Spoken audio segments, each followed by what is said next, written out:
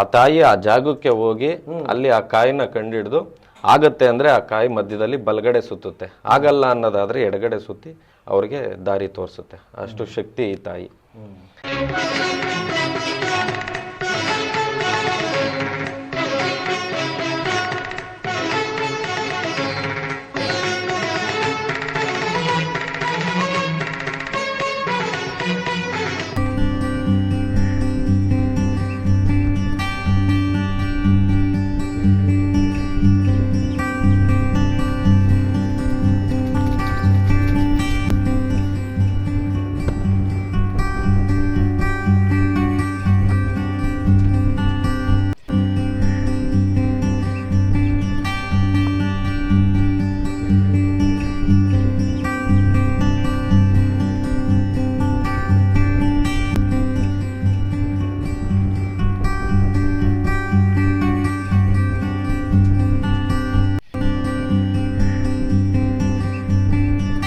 ನಮಸ್ಕಾರ ಸ್ನೇಹಿತರ, ಮೈಸೂರಿನ ಕಥೆಗಳಿಗೆ ಸ್ವಾಗತ ಸುಸ್ವಾಗತ. ಎಲ್ಲ ಲೈಫ್ ಎಂಜಾಯ್ ಮಾಡ್ತಾ ಇದ್ದೀರಾ ಅಂತ ಭಾವಿಸಿದ್ದೀನಿ. ಇವತ್ತು ನಾನು ನಿಮ್ಮನ್ನ ಗೊಂಗಾಡಿಪುರದ ಮದನಘಟ್ಟಮ್ಮ ದೇವಸ್ಥಾನ ಕರ್ಕೊಂಡ್ಬಂದಿದ್ದೀನಿ. ಮೊದಲನೇದಾಗಿ ಗೊಂಗಾಡಿಪುರ ಅಂದರೆ ಇದು ಗಂಗವಾಡಿಪುರ.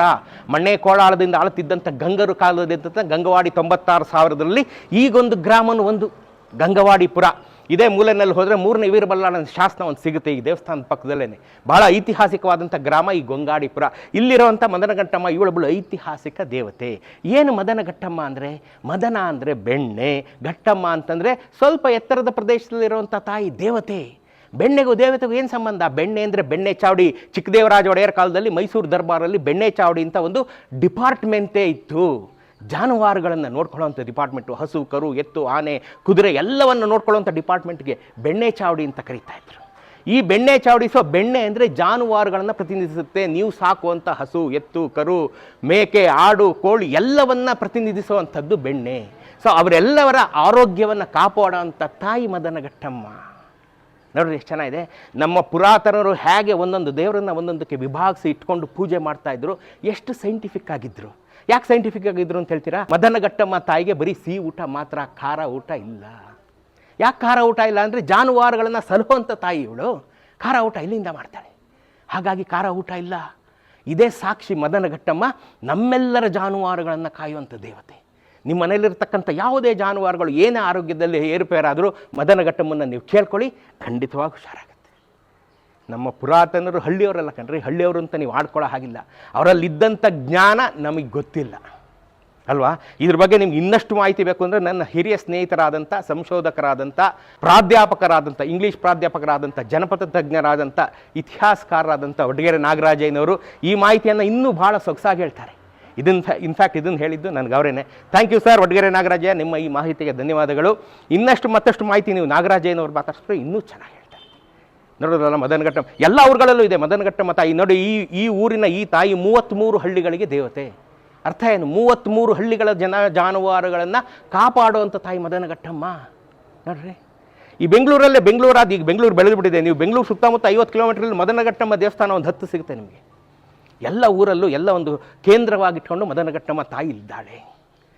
ಈ ಕಡೆ ಇರೋವಂಥ ತಾಯಿ ಇಲ್ಲಿ ಮದನಘಟ್ಟಮ್ಮ. ನೀವು ಈ ಸೈಡ್ ಬಂದ ನಮ್ಮ ದೇವಿಯ ದರ್ಶನ ಮಾಡಿ ಮಿಕ್ಕ ಮಾಹಿತಿಯನ್ನು ಪುರೋಹಿತರ ಕೈಲಿ ಕೇಳೋಣ ಬನ್ನಿ. ಮತ್ತೆ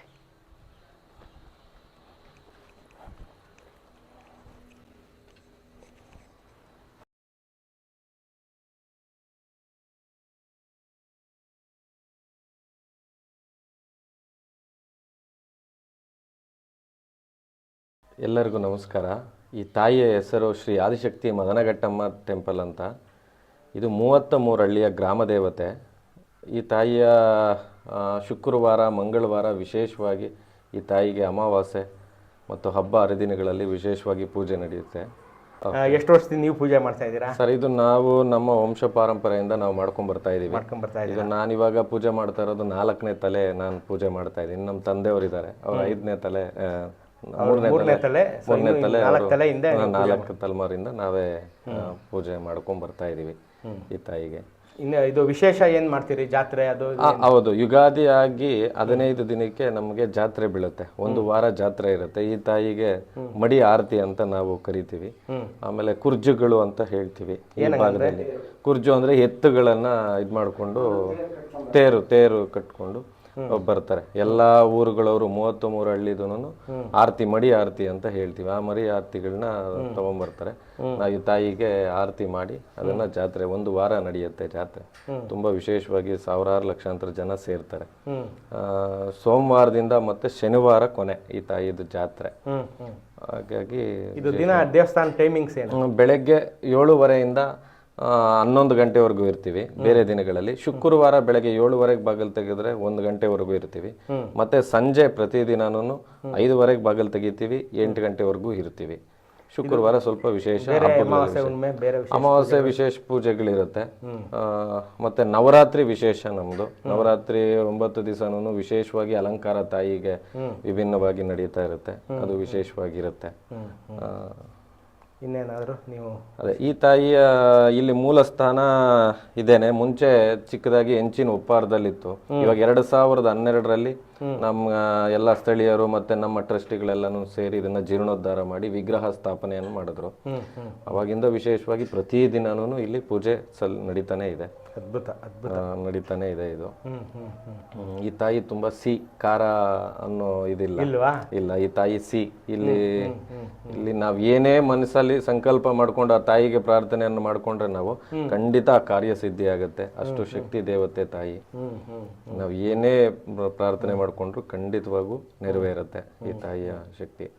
ಅದೇ ಈ ತಾಯಿಗೆ ವಿಶೇಷವಾಗಿ ಏನಪ್ಪಾ ಅಂದ್ರೆ ನಾವ್ ಏನೇ ಸಂಕಲ್ಪ ಮಾಡ್ಕೊಂಡ್ರು ಖಂಡಿತ ಕಾರ್ಯ ಸಿದ್ಧಿ ಆಗುತ್ತೆ. ಹಾಗೇನೇನೆ ಇಲ್ಲಿ ಮಕ್ಕಳ ಭಾಗ್ಯ ಇಲ್ದೇ ಇರೋರ್ಗೆ ಖಂಡಿತ ಆ ತಾಯಿಗೆ ಹರಕೆ ಕಟ್ಕೊಂಡು ನಮ್ಗೆ ಅನುಕೂಲ ಮಾಡ್ಕೊಡಮ್ಮ ಅಂತ ನಾವು ಪ್ರಾರ್ಥನೆ ಮಾಡಿ ನಾವು ಇದು ಮಾಡ್ಕೊಂಡ್ರೆ ಖಂಡಿತ ಮಕ್ಕಳ ಭಾಗ್ಯಕ್ಕೆ ಇದಾಗುತ್ತೆ. ಹಾಗೇನೆ ಈ ಸುತ್ತಮುತ್ತಲು ನಮ್ಮ ರೈತರುಗಳಿಗೋಸ್ಕರ ಜಲ ಇದು ಏನು ಇಲ್ಲಿ ಬೋರ್ ಹಾಕಿಸ್ತೀನಿ ತಾಯಿ, ನನಗೆ ಇಲ್ಲಿ ಆಗುತ್ತೋ ಇಲ್ಲೋ ನನಗೆ ಅನುಕೂಲ ಮಾಡಿಕೊಡು ಅಂದಾಗ ಖಂಡಿತ ಅಲ್ಲಿ ತಾಯಿಯನ್ನೇ ದಾರಿ ತೋರಿಸಿ ಅದನ್ನ ಇದು ಮಾಡ್ಕೊಡ್ತಾರೆ. ಹಾಗೇನೆ ಈ ತಾಯಿದು ವಿಶೇಷ ಅಂದ್ರೆ ಇಲ್ಲಿಂದ ಉತ್ಸವ ದೇವರಿದೆ ಈ ತಾಯಿದು. ಅದು ಮೂಲ ದೇವಸ್ಥಾನ ಅಂತೀವಿ. ಇಲ್ಲಿ ಚಿಕ್ಕ ಕೊಡಗೆ ಹಳ್ಳಿಯಲ್ಲಿದೆ. ಈ ಚಿಕ್ಕ ಕೊಡಗೆ ಹಳ್ಳಿ ಏನಪ್ಪಾ ಅಂತಂದ್ರೆ ನಾವು ಎದುರುಗಡೆನೆ ಕೂತ್ಕೊಂಡು ತಾಯಿ ಮುಂದೆ ಅರ್ಕೆ ಕೇಳ್ಬೋದು. ಅಂದ್ರೆ ನಂದು ಏನೋ ಒಂದು ಕೆಲಸ ನಂದು ಆಗ್ಬೇಕಮ್ಮ, ನನ್ಗೆ ಆ ಕೆಲಸ ಆಗತ್ತೆ ಅಂತಂದ್ರೆ ಬಲಗಡೆ ಕೊಡು ಹೂವನ, ಇಲ್ಲ ನನ್ಗೆ ಆ ಕೆಲಸ ಆಗಲ್ಲ ಅನ್ನೋದಾದ್ರೆ ನನಗೆ ಎಡಗಡೆ ಕೊಡು ಅಂತ ಎದುರುಗಡೆ ಕುತ್ಕೊಂಡು ಇದು ಮಾಡಿ. ಇದು ವಿಶೇಷವಾಗಿ ಇಲ್ಲಿನ ಇದು. ಆ ತಾಯಿ ಏನಾದ್ರೂ ಬಲಗಡೆ ಕೊಡುತ್ತೆ ಅಂತಂದ್ರೆ ಖಂಡಿತವಾಗ್ಲೂ ಆ ಕೆಲಸ ಎಂಥದ್ದೇ ಆಗಿರ್ಲಿ ಕಾರ್ಯಸಿದ್ಧಿ ಆಗೇ ಆಗುತ್ತೆ. ಇಲ್ಲ ಆಗಲ್ಲ ಅಂತ ಎಡಗಡೆ ಕೊಡ್ತು ಅಂದ್ರೆ ನಾವ್ ಎಷ್ಟೇ ಪ್ರಯತ್ನ ಮಾಡ್ಬೋದು ಆ ಕೆಲಸ ಖಂಡಿತ ಆಗಲ್ಲ. ಆ ತಾಯಿ ವಿಶೇಷವಾಗಿ ಈ ತರ. ಹಾಗೆ ನಾವು ಈ ತಾಯಿದು ಇಲ್ಲಿ ಜಾತ್ರೆ ಟೈಮಲ್ಲಿ ಉತ್ಸವ ಎತ್ತಿರ್ತಾರೆ 4 ಜನ.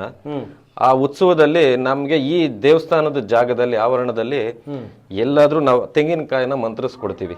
ಆ ತೆಂಗಿನಕಾಯಿ ಮಂತ್ರಿಸ್ಕೊಟ್ಟಾಗ ಈ ಜಾಗದಲ್ಲಿ ಎಲ್ಲೋ ಹೋಗಿ ಅವರು ಒಬ್ರು ಹೋಗಿ ಭೂಮಿ ಒಳಗಡೆ ಅದನ್ನ ಮುಚ್ಚಿಟ್ಬಿಟ್ಟು ಬರ್ತಾರೆ. ಒಂದು ಅರ್ಧ ಅಡಿ ಮಣ್ಣು ತೆಗೆದು ಆ ಕಾಯಿನ ಮುಚ್ಚಿಟ್ಟು ಅವರೊಂದು ಗುರುತು ಮಾಡ್ಕೊಂಡು ಬರ್ತಾರೆ.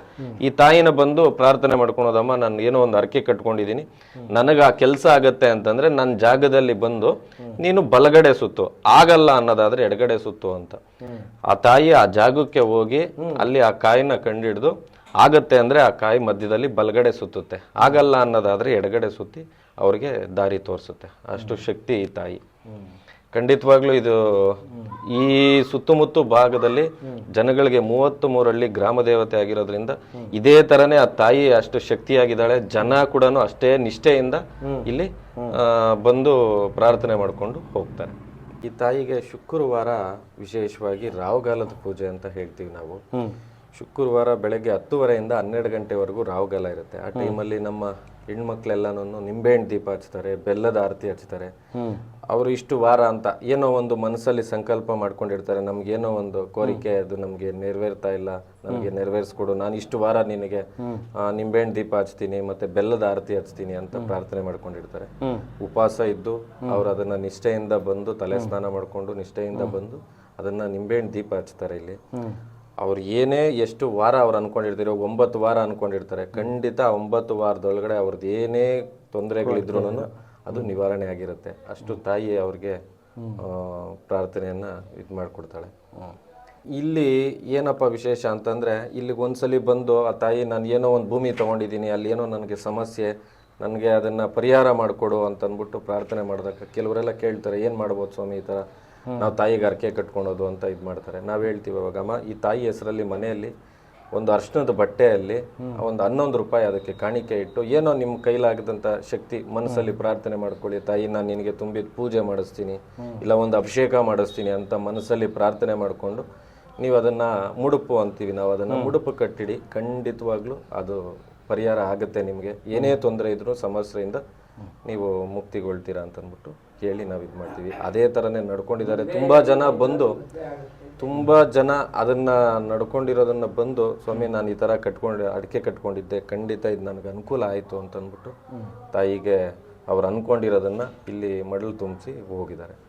ಅಷ್ಟು ಇದು. ಅದೇ ಮದುವೆ ಆಗದೇ ಇರೋರಿಗೆ ಸಂಕಲ್ಪ ಮಾಡಿಕೊಂಡು ನನಗೆ ತುಂಬ ನಾವು ನೋಡ್ತಾ ಇದ್ದೀವಿ, ನಮ್ಗೆ ಯಾಕೋ ಸೆಟ್ ಆಗ್ತಾ ಇಲ್ಲ ಅಂತಂದು ಅವ್ರ ತಾಯಿ ಮುಂದೆ ಪ್ರಾರ್ಥನೆ ಮಾಡಿಕೊಂಡ್ರೆ ಸಾಕು, ಖಂಡಿತ ಅವ್ರಿಗೆ ಒಳ್ಳೆ ಕಡೆನೇ ಮದುವೆ ಭಾಗ್ಯ ಬರುತ್ತೆ. ಓಂ ಹಿರಣ್ಯಪಾತ್ರಂ ಮಧು ಪೌರ್ಣಿಂದದಾದ್ವಿ ಅದುವ್ಯೋಕಾನೇತಿ ಪರಿಮಳಾನಪತ್ರ ಪುಷ್ಪಾಂಜಲಿಂ ಸಮರ್ಪಯಾಮಿ ರಕ್ಷಾನ್ ಧಾರಯಾಮಿ ನಮಸ್ಕರೋಮಿ ಕಾರಣ ಮೃತ್ಯುಹರಣಂ ಸರ್ವ. ನೋಡಿದ್ರಲ್ಲ ಸ್ನೇಹಿತರೆ, ಮದನ ಘಟ್ಟಮ್ಮ ದೇವಿ ಎಂಥ ನಯನ ಮನೋಹರವಾದಂತಾಗಿದ್ದಾಳೆ ಅಂದರೆ, ನೋಡೋಕ್ಕೆ ಭಾಳ ಸೊಗಸಾದಂಥ ದೇವಿ, ಭಾಳ ತಾಯಿ ಕರುಳು ಇರೋವಂಥ ಭಾಳ ಅಂತಃಕರಣ ಇರೋವಂಥ ದೇವರು ಮದನ ಘಟ್ಟಮ್ಮ ದೇವಿ. ನೀವು ಇದನ್ನು ದೇವ್ರು ನೋಡೋದಕ್ಕಾದ್ರು ಬಂದೇ ಬರಬೇಕು. ಭಾಳ ಪ್ರಶಾಂತವಾದಂಥ ವಾತಾವರಣ, ಬರೋ ಶೂಟಿಂಗೆಲ್ಲ ಇಲ್ಲೇ ಮಾಡ್ತಾ ಇರ್ತಾರೆ. ನೀವು ಅದು ನಿಮಗೆ ಗೊತ್ತಿದೆ. ನೀವು ದೇವ್ರು ನೋಡೋಕ್ಕಾದ್ರೂ ಇಲ್ಲಿಗೆ ಬಂದೇ ಬರಬೇಕು ಅಂತ ಹೇಳ್ತಾ ಇವತ್ತಿನ ಎಪಿಸೋಡ್ನ ಇಲ್ಲೇ ಮುಗಿಸ್ತೀನಿ. ಎಂದಿನಂತೆ ನಾಳೆ ಮತ್ತೊಂದು ಐತಿಹಾಸಿಕ ಮಾಹಿತಿಯೊಂದಿಗೆ ನಿಮ್ಮ ಮುಂದೆ ಬರ್ತೀನಿ. ಅಲ್ಲಿವರೆಗೂ ಟೇಕ್ ಕೇರ್, ಲವ್ ಯು.